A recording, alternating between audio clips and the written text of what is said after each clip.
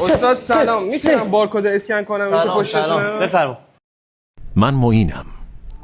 صدای مشت‌هایی که سکوت را می‌شکنند، رگباری از شجاعت و ایمان در هر حرکت، نه فقط برای رینگ بلکه برای فتح زندگی.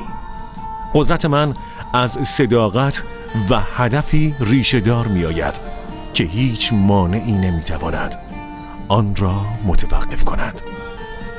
هر بار که شکست می‌خورم بلند می‌شوم، قوی‌تر، و هر گامی که برمی‌دارم نزدیکتر به رویاهایم است.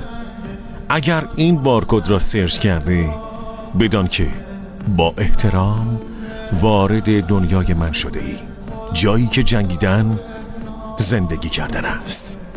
معین تنها نژاد.